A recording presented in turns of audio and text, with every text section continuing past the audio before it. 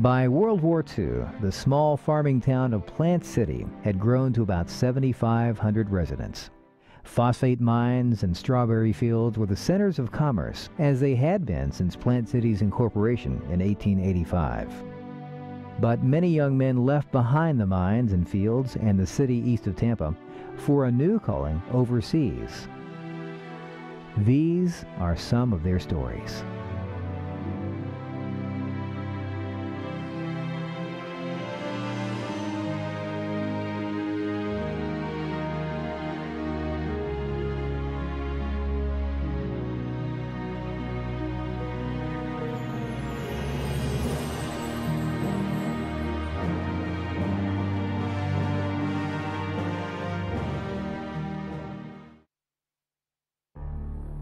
John Germany was a student at the University of Florida when the war began.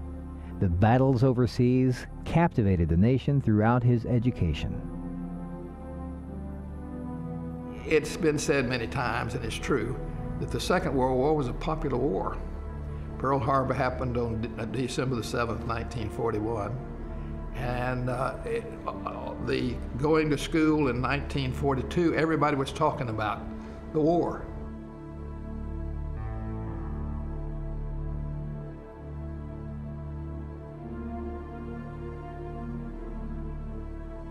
When we were in Europe, I had the experience of going to be the first ground troops in Berchtesgaden at the Eagle's Nest, which was really a very exciting experience. And I was the only officer with my troops at the time. And there was such a pull to take all sorts of memorabilia from there, because they had just left. It was the paratroopers were the first troops in, but we were the first ground troops in. But I had to be the bad guy and tell the soldiers, you can't touch a thing.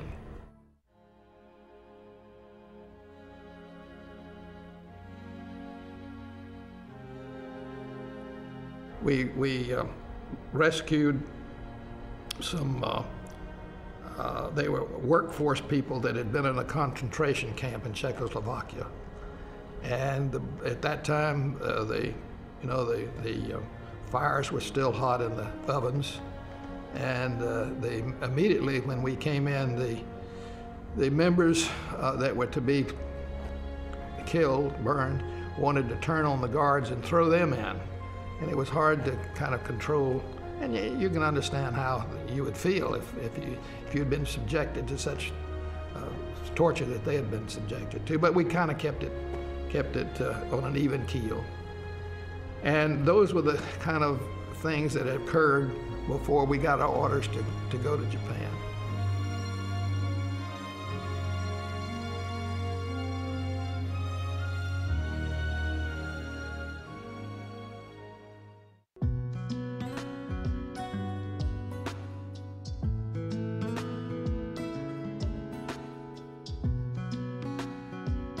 I had a girlfriend back in Plant City, and when I came out of the service, I saw her, and she said, "Why, Johnny Fred, where have you been? I haven't seen you lately." So that just shows you that, you think you've done something and others don't think so. It brings you down to earth in a hurry. Lonnie Davidson was 17 years old when he enlisted in the Army in February 1941. Like many around the country, Plant City residents were left with few chances for work after the Depression. I thought that the Army offered an opportunity of not only a little venture, which all youngsters sort of seem to seek, but also opportunity for a little better paycheck.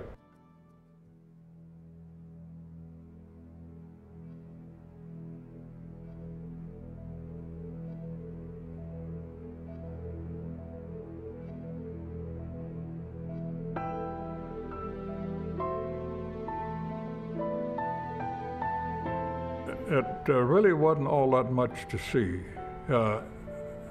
Berlin, the heart of Berlin was just a rubble pile. You could go to downtown Berlin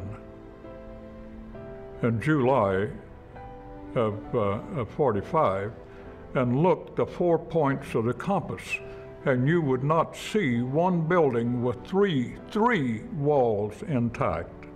So the destruction was that total.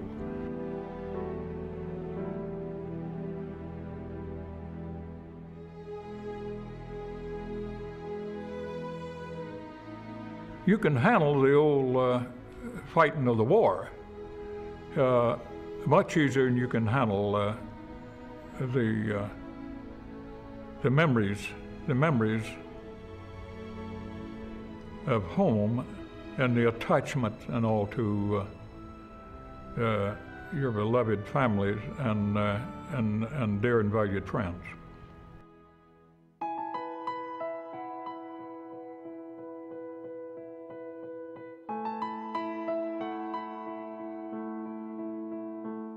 When I was commissioned, I knew that I wanted to pursue the military as a profession, as my life's vocation, so to speak, primarily for the challenges that it provided, and merely for the opportunity that it provided in achieving worthwhile efforts and endeavors. And the self-satisfaction that one can derive from a job well done. And last but no means least, the camaraderie. I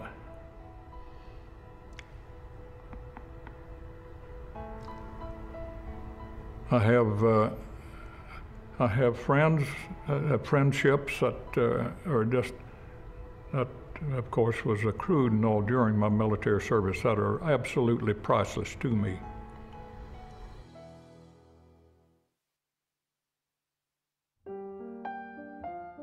Philip Patronostro was a technical sergeant in the U.S. Army Air Corps from 1942 to 1945. He served as a flight engineer on B-17s, flying out of England on 26 missions, including a harrowing and historic one. The one and only day that the Germans used ramming attacks, like the Japanese doing kamikaze, April the 7th of 45, I happened to be on that mission. And they were all over the place, and even though they decided then that these were all just green pilots that didn't know what they were doing, I had an idea that it was different.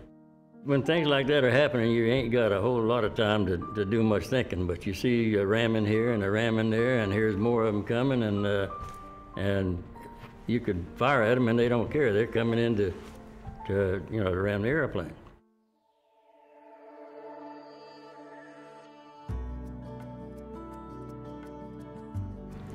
I was in the top tour in 17, and on one particular day when we went to Frankfurt, I believe it was, and the flak was pretty heavy, I had eaten too many Vienna sausages that somebody sent me from home, and me and another guy, and I got sick, but I could have not gone that day. But when you missed flying with your own crew, you had to make it up with a strange crew sometime to, when they weren't flying, to get back to end at the same time. So I figured if I don't eat breakfast, maybe I can make it all right. But 17 wasn't like today where you're pressurized. You go to altitude and your stomach begins to blow up. And I was sick the whole time. So I remember turning the turret around where it was, first off, the flak hit and it busted the plexiglass dome on the turret. So the air was coming in pretty cold and fast. So I just turned it around where the air wouldn't come in there, and I didn't care what happened from then on. But anyway, it made that right.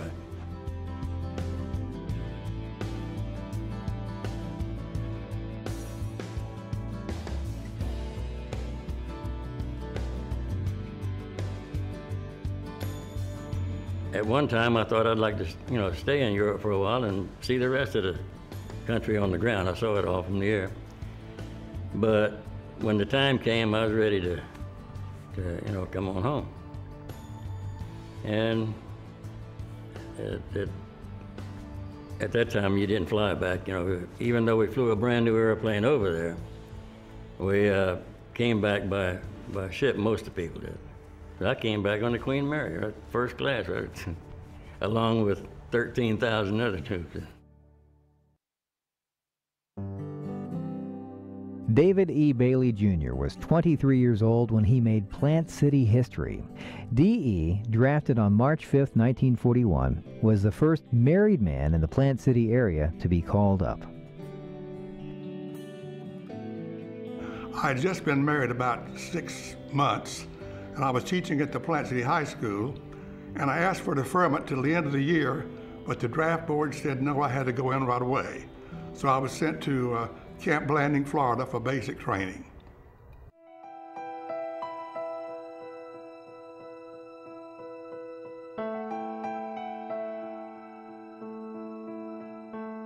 We first went to New Guinea and then the Dutch East Indies, and then my outfit went to Philippines, Mindanao, the northern part, where the people were under Japanese domination.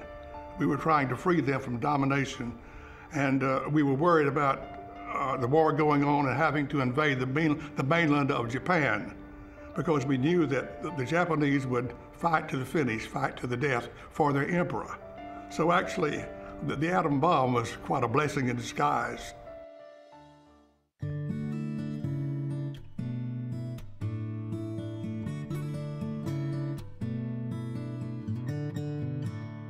My captain came to me and said, "Bailey, what would you bet that you won't be going home tomorrow this time?" And I said, "Captain, I don't know. I can't believe that." He said, "Well, you better believe it, because," he said, "you are the first man in the company to get a discharge under the point system." I'd been in the Army 52 months, 16 months overseas, and I was married and had a child, 14 months old, whom I hadn't seen.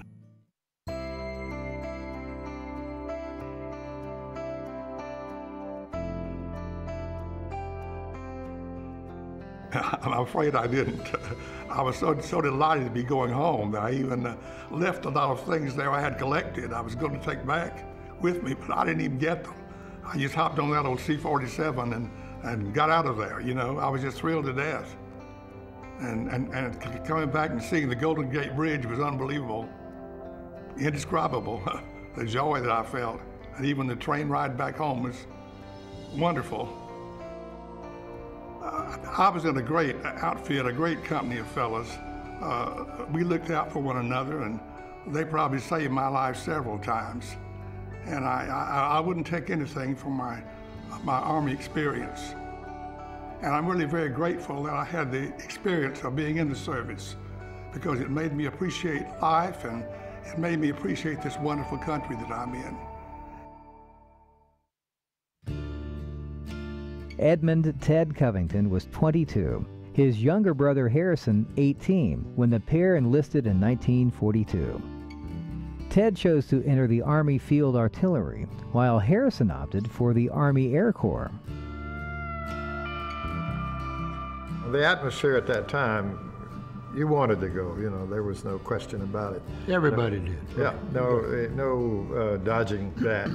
And but I didn't want to walk, so I thought I'd go in the Air Force. I didn't know a thing about airplanes at the time, but it seemed like we used to make them out of paper. The only one I ever made was a little balsa wood thing, and when I wound it up, it collapsed. So that was the extent of my experience with it.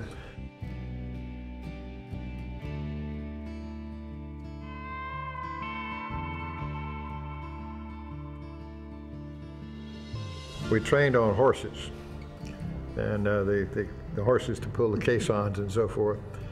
And can you imagine that? I mean, here we are going into a major conflict with a sophisticated enemy, and we're still using horses. I had a horse named July, and July was a good jumper, but I was about half asleep up there one Sunday morning, came to this big barrel jump, and July decided, he knew I was asleep up there. Well, July decided, I don't think I'm going to take this jump, so he did what is referred to as refused. And I took the jump all by myself. And I brought this, my head hit first, and there's the crease in the hat. That's the same hat. Can you see it? Anyway, it's broken. I wondered what happened to you. That's exactly right.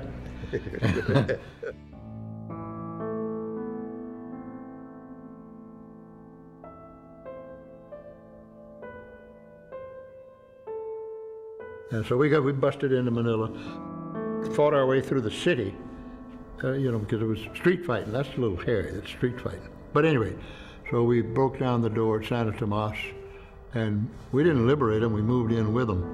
And boy, the prisoners were starved. They'd been there all these years, mostly civilians they met. And they were starved. We had just received our Christmas packages. It was March. We'd just gotten them. And had all these goodies. My wife had sent me some chocolate chip cookies, homemade. And so here were all these little kids in there, not all, but quite a few. And they had never tasted anything. So we gave all our goodies away to these children, made them sick. Oh, they just gorged themselves.